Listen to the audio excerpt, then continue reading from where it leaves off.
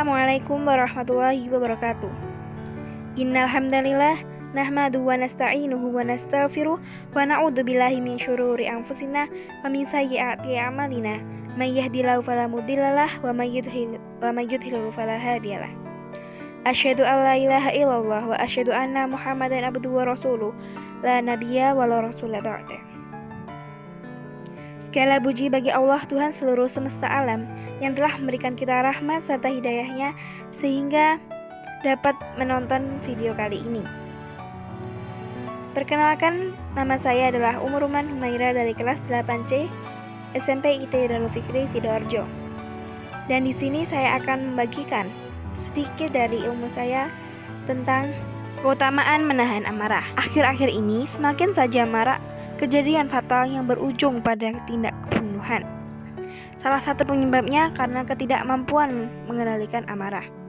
Amarah memang bara yang dilemparkan setan ke dalam hati manusia, sehingga dadanya membara, ujung syarafnya menegang, wajahnya merah, dan kehilangan kendali atas dirinya.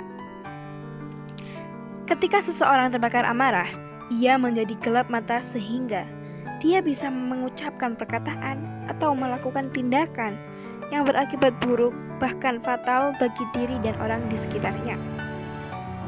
Meski demikian, marah sebenarnya merupakan salah satu sifat dasar manusia, sehingga setiap orang pasti pernah merasakannya.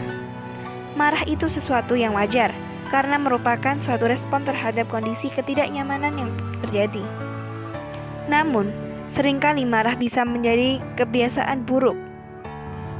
Emosi seseorang yang sedang marah tidak stabil, sehingga orang dapat melakukan apa saja di luar kendali diri dan pikirannya, sehingga dapat berbuat nekat, bahkan melakukan perbuatan yang dilarang oleh undang-undang maupun ajaran agama.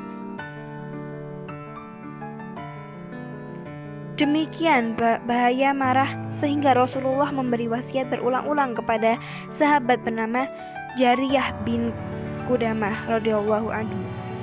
Hadis dari Abu Hurairah radhiyallahu anhu bahwa ada seorang laki-laki berkata kepada Rasulullah sallallahu alaihi wasallam, "Berilah aku wasiat." Beliau menjawab, "Engkau jangan marah." Orang itu mengulangi permintaannya berulang-ulang. Kemudian Nabi Shallallahu Alaihi Wasallam bersabda, "Engkau jangan marah." Hadis riwayat Bukhari. Sebuah wasiat yang singkat namun bermakna, yaitu jangan marah. Rasulullah bahkan mengulang wasiat ini hingga 3 kali berturut-turut, yang menunjukkan bahwa marah adalah sesuatu yang harus dihindari karena ia dapat menjadi awal berbagai kejahatan. Kemampuan menahan amarah juga merupakan salah satu ciri orang yang bertakwa.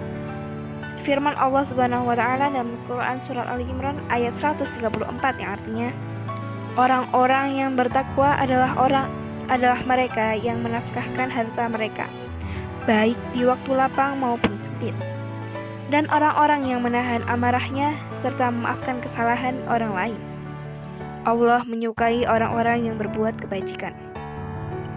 Ayat di atas menggambarkan keutamaan menahan amarah yang merupakan salah satu sifat orang bertakwa, yaitu jika mereka disakiti orang lain yang menyebabkan timbulnya kemarahan dalam diri mereka, maka mereka tidak melampiaskan kemarahan mereka, akan tetapi berusaha menahan kemarahan dan bersabar untuk tidak membalas perlakuan orang yang menyakiti mereka.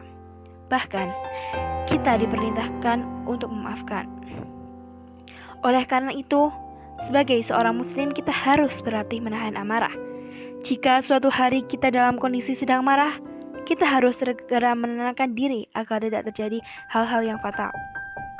Menahan amarah berarti menahan diri agar tidak berkepanjangan atau terlalu dalam rasa tidak suka atau kesal. Jika kita berhasil menahan amarah, berarti kita menjadi orang yang kuat.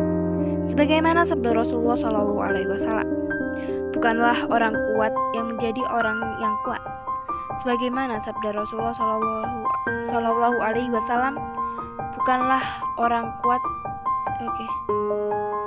yang sebenarnya dengan selalu mengalahkan lawannya dalam pergulatan atau perkelahian, tetapi tidak lain orang kuat yang sebenarnya adalah yang mampu menahan dirinya saat marah. Hadis riwayat Bukhari dan Muslim. Dan bahkan Rasulullah SAW bersabda bahwa seusai perang, Rasul mengatakan, kita akan perang yang lebih besar dibanding yang sekarang, yaitu perang melawan hawa nafsu, termasuk marah tentunya, yang datang dari dalam diri kita sendiri. Inilah kekuatan sejati, yaitu kemampuan menahan diri saat marah. Karena barang siapa yang mampu menahan dirinya ketika marah, maka itu berarti dia telah mampu mengalahkan musuh yang paling kuat dan paling berbahaya, yaitu hawa nafsunya sendiri. Maka dari itu, marilah selalu berlatih untuk menahan saat marah. Marah itu tidak ada untungnya dan akan merugikan diri sendiri dan orang lain. Maka di saat marah, diamlah. Demikianlah sedikit dari ilmu yang dapat saya sampaikan. Mohon maaf apabila ada kesalahan kata. Syukran. Wassalamualaikum warahmatullahi wabarakatuh.